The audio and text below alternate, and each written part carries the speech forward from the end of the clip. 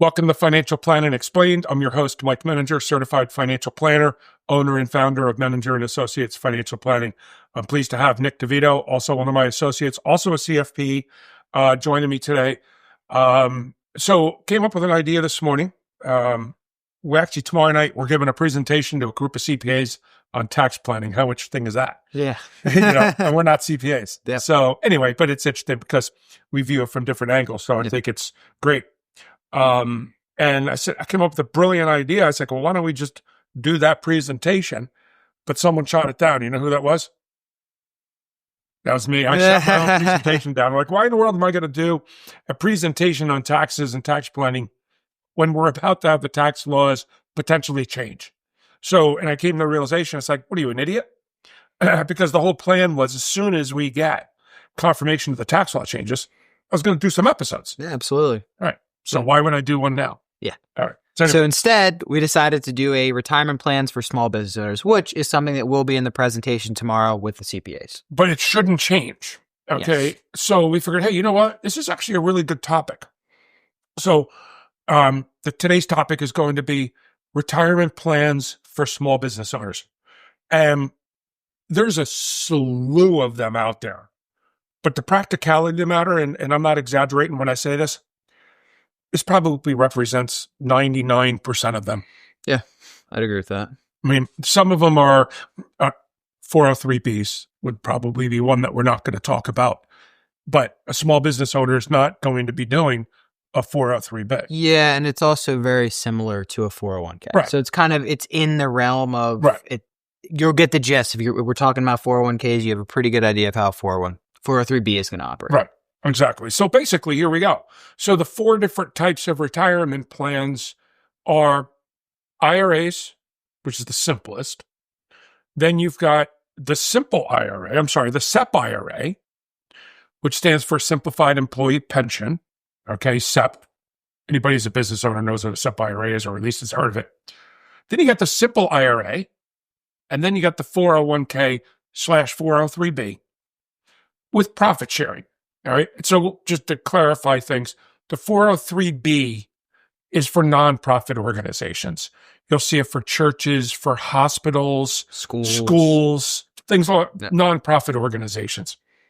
There's 401As and all kinds of other stuff. I'm not going to get it because they're rare. You have the 457, the PSP, which operates. So there's a lot out there, but we're breaking it down into these four because this is the four most common that you'll see. And once again, to our point earlier, we're talking about 401ks, very similar to the 403Bs and the 457s. Yes, there's little nuances that are different among them, but it'll give you the general idea. Same thing, because most business owners aren't nonprofits. Although by definition, oftentimes in the first few years as a new business owner, you are a nonprofit, but we won't go there. Not by choice. Exactly. So IRA, it's simple. It's available to everybody. All right. Unfortunately, there's only a limit of $7,000 per year. And there's other restrictions that if you already have, like if your spouse has a retirement plan at her work, then my ability to contribute to an IRA is restricted.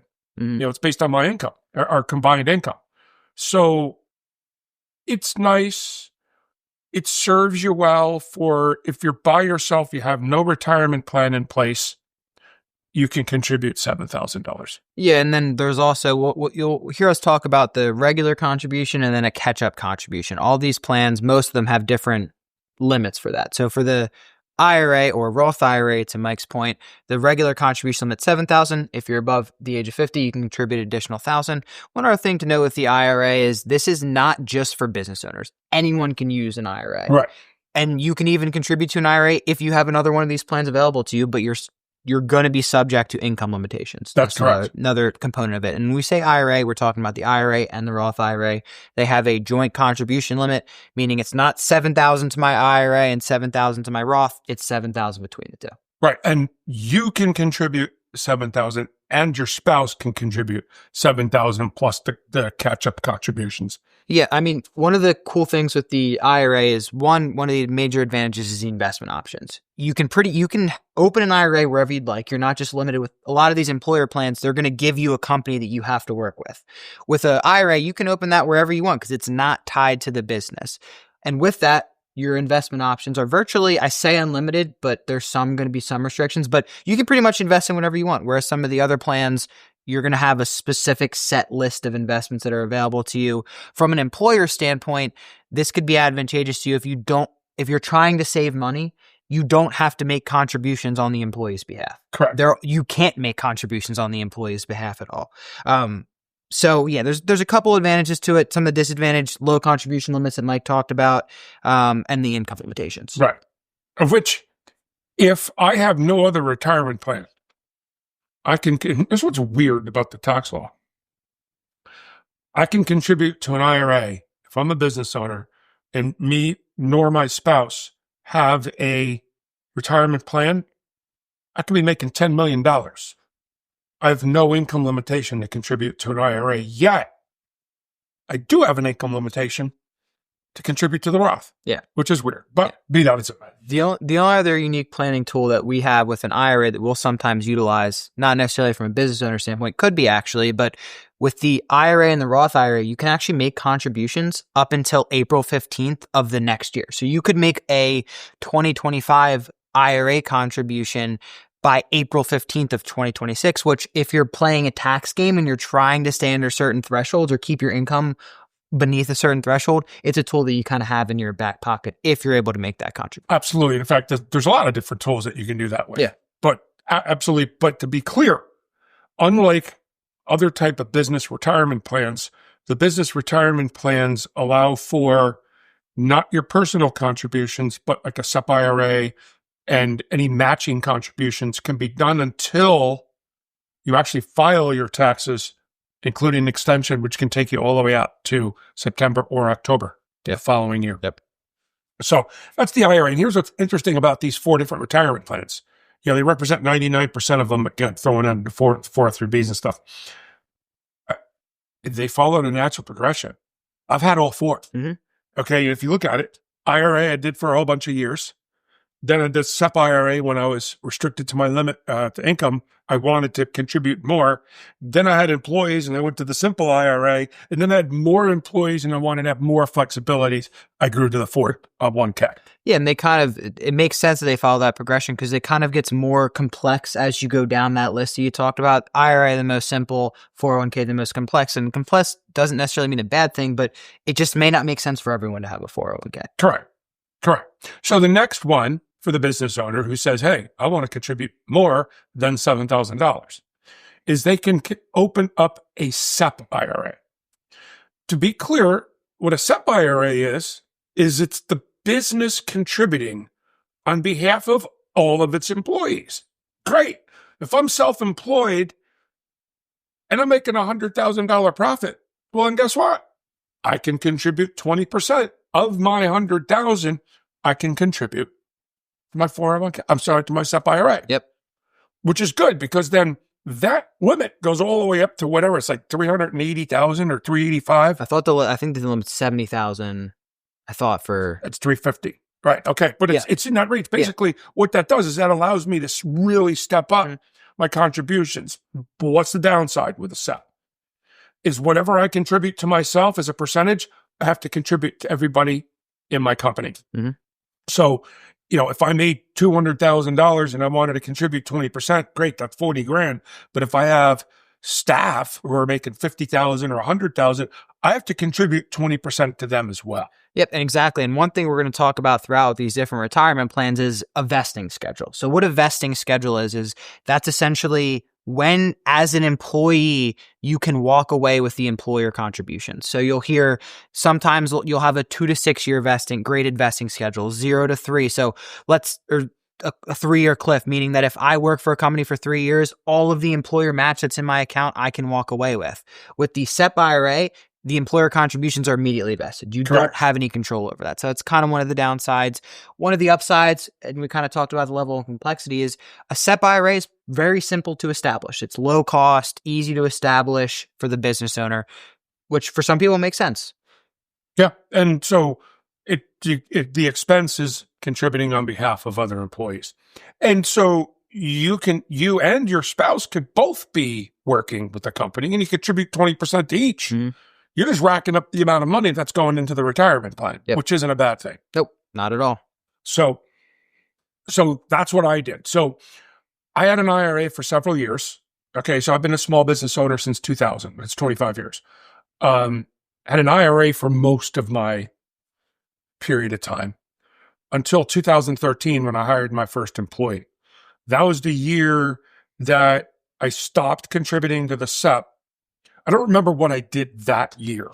Did I just contribute to my IRA and then open the SIMPLE the following year? Or what did I do? I don't recall what I did, but that's when I changed it. And so what happened then is now that I had employees, I said, well, gee, if I want to contribute 15% to mine, I have to contribute 15% to all of my staff. Now, mind you, it was only one employee at the time, but still, it's an additional expense, and it's not a small one. So if I'm contributing that time of money to my employees, that's a big expense. Yeah, and one thing I don't know I forget if we touched on this or not, the employees cannot make contributions to the SEP IRA. Only the employer is making the contributions that Mike had previously referenced.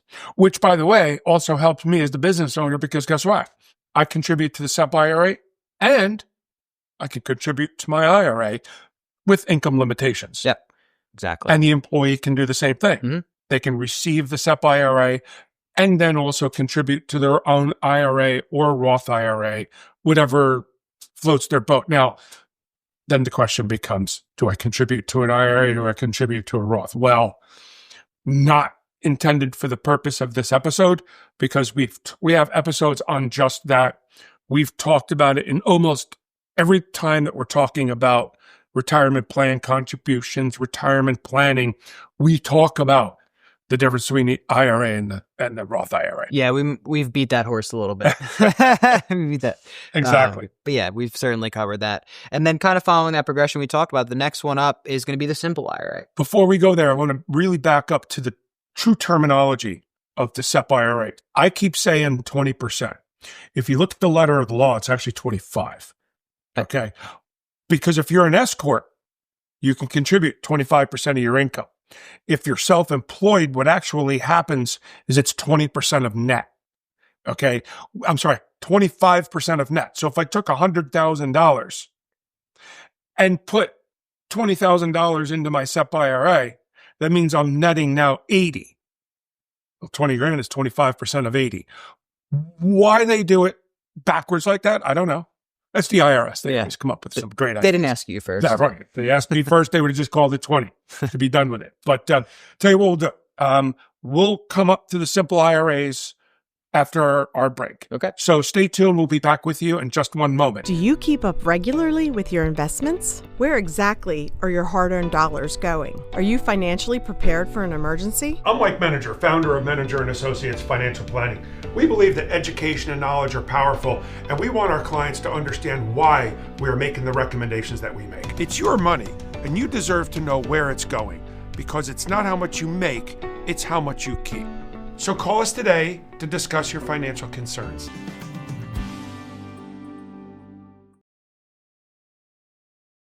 Welcome back to Financial Planning Explained, as we're talking about the different retirement plans for small business owners. We briefly talked about the IRA, well, not really briefly. Then we talked about the SEP IRA, and now we're going to talk about the SIMPLE IRA. The SIMPLE IRA, SIMPLE actually is an acronym. Don't ask me what it stands for. I don't know it off the top of my head. Because I don't care. It doesn't matter. Okay. I know what SEP is because it's only 3 letters. But the SIMPLE IRA is an acronym. Basically, Congress likes to do that. They do that with the CHIPS Act, which was for chips, but it actually was an acronym. Yeah. So they have all kinds of acronyms. That's what this was. Like Secure Act. Mm-hmm. That's an acronym. Don't ask me what it stands for. But anyway, the SIMPLE IRA is another retirement plan that mimics the 401k, but with a lot less restrictions. You want to talk about? It's kind of, you can think of it almost as a baby 401k, Yep. if you will. It has a little bit lower contribution limit. So for an individual, this is now, we said with the SEP IRA, the employee can't contribute. With the SIMPLE IRA, the employee can contribute. Right. So an employee can make their own contributions, and the employer is going to be required to make contributions on the employee's behalf. They don't have it. There's no discretion there with the employer. Right. They have to make it. So they either have to provide a 3% match to all employees, or they have to contribute 2% to everyone, regardless of whether they're making contributions. So you have a little bit of leeway there, but the employer is required to make contributions there. From a contribution limit standpoint, for an individual, it's $16,500. The catch-up that we talked about earlier, once again, if you're age 50 and above, you can contribute an extra $3,500, bring your total contribution to right around, or to $20,000. Right. Your contribution limit. So that's clearly a step up from the IRA. And it's a step up from the SIMPLE, because why? Now I am not forced to be making 20% contributions to all of my staff. I'm allowing them to make the contributions. Who is a SIMPLE IRA established with? It can be established with any custodian. Normally, I find that it's simplest to run it through a mutual fund company. Yeah. Whether it be Fidelity or Vanguard or Capital Group, MFS and Prudential. I've seen plenty of them out there. Okay. You establish it directly through there. They do all the record keeping. My cost as the business owner is the match, which, by the way, for a SIMPLE IRA is immediately vested. Okay. Now, about the match on a SIMPLE IRA, I don't mean to confuse you here, but I'm going to do that anyway. It's not actually a 3% every year. It's 3%, but it must be at least 3% for 3 of the last 5 years. Okay, so, but everybody just does 3%. It gives some flexibility in the event that a business owner is struggling with cash flow. But the SIMPLE IRA is simple. And as I pointed out, with the exception of my contributions to the employee, the only cost is like a $10 a year or $15 a year, whatever the custodian charges, and it's typically charged directly to the participant. Yep. And it's simple. We kind of reference that it's simple. It's simple from a record keeping standpoint. There's a lot less compliance that goes into the SIMPLE IRAs. We'll talk a little bit more about the 401ks, where there's a little bit more that goes into maintaining a 401k. Simple, very easy to maintain, very straightforward. You'll see a lot of smaller companies opt to go with the simple, especially if maybe they're not making a tremendous amount of money and want the flexibility and complexity that comes along with a 401k. Because there is, when we'll talk about it, there's nifty things you can do as a business owner with a 401k that you just can't do with the simple. But if you're not really looking to do that, a SIMPLE IRA could make sense for you. Well, and I can use my example when we get to it. The other thing about a SIMPLE IRA, it doesn't impact the business owner, but it could impact the participant. And this is another one of those stupid IRS rules, that if you are an employee and you terminate from the company, you can't remove your money from the SIMPLE. Like a lot of times you want to roll it over to your 401k, roll it over to your IRA or what have you. If you do that within 2 years of the time that you actually began making your contributions, it's a 25% penalty. Now that's ridiculous. That's stupid money. Yeah, you wouldn't, because with the other plans we talked about, the IRA, the SEP IRA, and we'll talk about the 401k, you make contributions, you leave that company, you can just roll it over. You could roll your IRA into your new 401k. You could roll your SEP IRA into your new 401k. You could roll your 401k to an IRA. You can mix and match there, if you will. With the simple, there's that 2-year time restriction for whatever. Doesn't make sense. Once again, they didn't consult us on that one, but it's there and it's something to be aware of. Yeah, and then that goes to any of you who may actually have a SIMPLE IRA. Just be cognizant of that. Just be aware of it. I mean, we've bumped into it a bunch of times where people leave the company and we see that they have a SIMPLE and we're like, whoa, let's wait until your 2-year time clock is up before you begin to think of moving it anywhere, because 25% is a silly penalty. And that's not a small number either. I mean, that's a pretty stiff penalty. And that's just to move it. That's not even taking it out. If you took it out, you would be subject to the 25% penalty, plus the amount of money that you're taking out is taxable. Plus, if you're under 59 and a half, you get smacked with another 10%. Yep. Yeah, there's a lot that goes into that. Most people don't necessarily have to worry about that, but it is important that you know about it and you're aware of it. Slight caveat. So the other thing about a simple IRA, yes, it's very simple. Okay. But one of the things that I didn't like about the simple IRA for many years, which was changed with Secure 2.0, is you couldn't contribute to the Roth. But now you can. Yes. Yeah. Part of Secure 2.0, there was in 2022, they released Secure 2.0, which was basically not a revamp, but it added some provisions across different retirement plans. A lot of it was centered around 401ks, but in general, it was about retirement plans. One of the provisions that was added was that simples could now be Roth simple IRAs. And a lot of what happened with Secure 2.0 was they added in these great provisions, provided no guidance. So even they were set to roll out, 2023, 2024, 2025. What you saw is a lot of them either get just delayed in general, or two, they're out, but all the mutual fund companies, the record keepers, the people that handle the 401ks aren't ready to process it. For example, the Roth Simple, I believe, was actually enacted in 2023. But in practicality, 2025 is when companies actually started allowing it because they were able to work it into their systems to be able to handle it. So to Mike's point, it's now available. You'll see that theme throughout when we're talking about Secure 2.0 of great provisions that were added, not necessarily out yet, or the record keepers are working to get them out. When you say it reminds me of when the government does a tax law change, but it takes them months to create a new form to represent the tax law change that Congress did. So you figure Congress makes a law change. Well, the IRS has got to implement it. And the IRS has then got to create the forms and everything else. They pulled one in the year after COVID where they made a tax law change in March for the prior year. Yep. Retro for the prior year.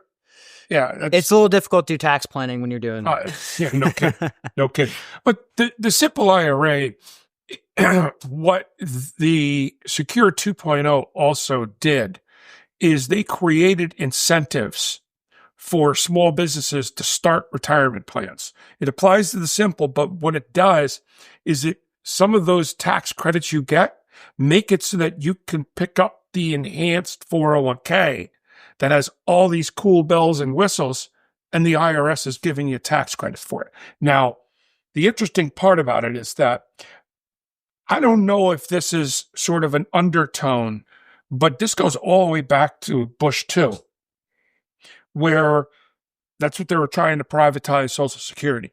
They know that the end is in sight with Social Security. Not, rephrase it, the way it's written now. They're going to have to figure out a way. It's supposed to run out of money, which means they're going to reduce benefits or what have you. Who knows?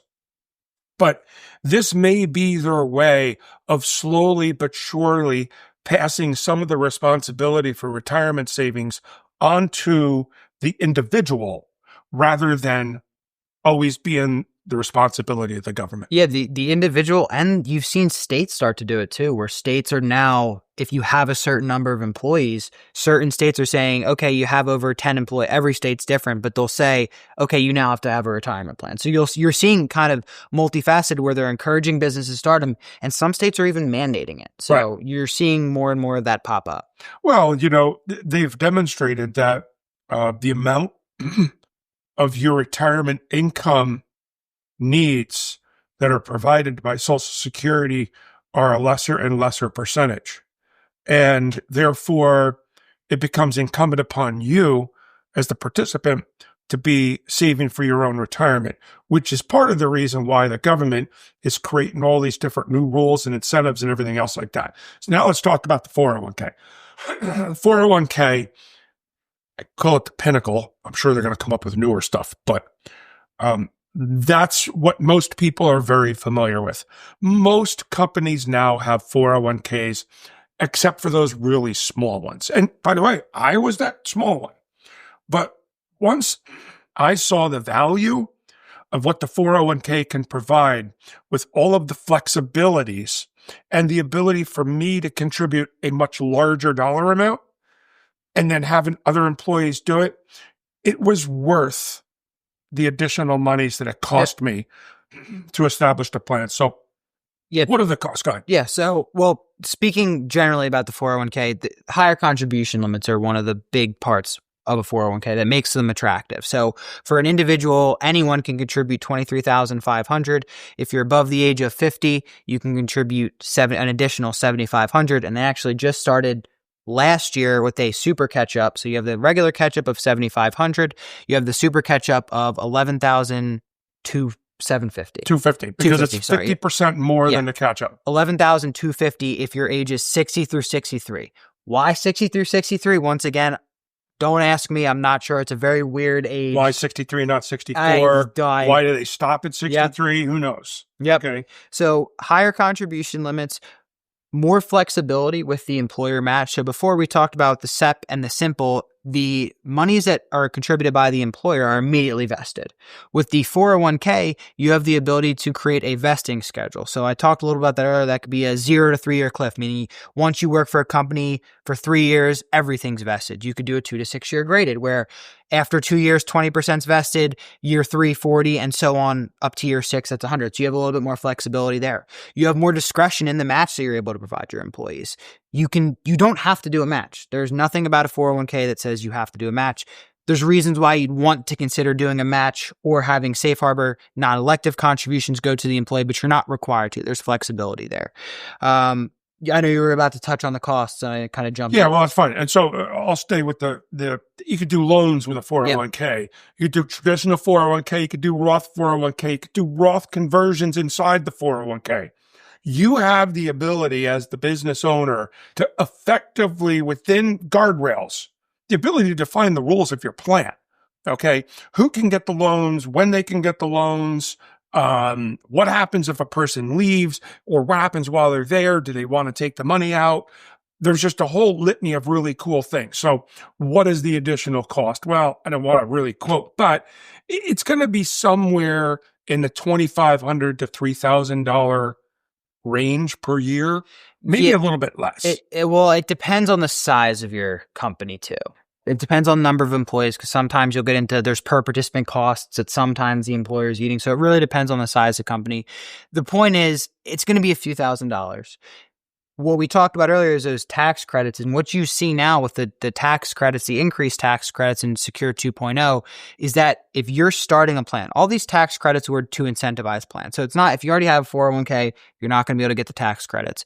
If you're looking to start a new plan, you can get these tax credits to where, depending on the size of your company, you can actually start a 401k for virtually nothing for at least the first few years. Right. And that's a beautiful thing. It's a beautiful thing.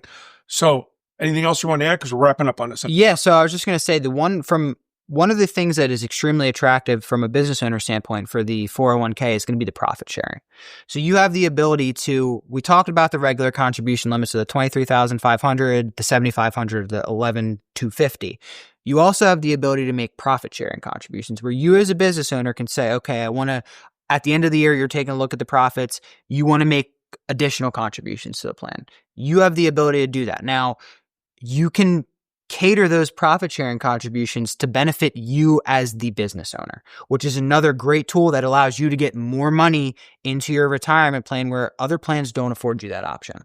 So the thing I would like to point out with that is that we just recently had an episode or 2. Was it? How many did we have with Adam? 2. It was 2. We did 2 episodes with Adam Hunt, who is a third-party administrator, a TPA, really sharp guy. And he's the one who helps with the calculations. And so if you want more details on these types of profit sharing and cash balance pension plans, which is a 401k and profit sharing on steroids, it gives the ability for the business owner to really jam money into the plan. But that's above the purpose of this. So again, the 4 basic retirement plans that small business owners can have is the IRA with the very simple contributions up to $7,000 per year. Then you've got the SEP IRA, which gives up to 20% of profit per year. And the litmus test for that, it's not as much profit, is how much money is Social Security and Medicare getting their fingers on. That is what is considered to be profit eligible for the percentage of a SEP contribution. Remember that the SEP has to be contributed the same percentage to everybody in the company. One step up from there is, as Nick called it, the baby 401k, is the SIMPLE IRA. The SIMPLE IRA gives all of the employees the ability to contribute up to $16,500 or an extra $3,500 or $20,000 if they're age 50 and over. The employer needs to make a match, and it's considered to be immediately vested, but it is an extremely simple plan, very inexpensive to administer. And then the big one is the 401k with the profit sharing capabilities. And that really expands the ability of what the business owner has available to him, as well as all of the employees. And generally speaking, you're not going to see somebody with 2 or 3 employees get a 401k. But once you get to be 6 or 8 or 10 employees, now all of a sudden, it makes sense to be able to provide the additional capability of your plan because it is becoming table stakes anymore. If you're a business owner trying to attract new employees, let me tell you something, you better have a retirement plan. Yeah, to Mike's point, it's something everyone's going to look at. They're going to be very shocked. As someone looking for a job, they're going to be very shocked if they come across and there's no retirement plan available to them. That basically says that you're sort of primitive. Yeah, and you're primitive, and it is an employee retention component. It is. I mean, it's a great benefit that you can offer your employee. It benefits the business owner and it benefits the employee. So I think it's great to consider at least some of these plans. If you don't already have one, you're looking to contribute more to your retirement, these are great plans where you can do that. Perfect. Well, I hope that you learned something today, and we appreciate you joining in, and thank you for joining. Nick, thank you for joining me, and you have a wonderful day and week.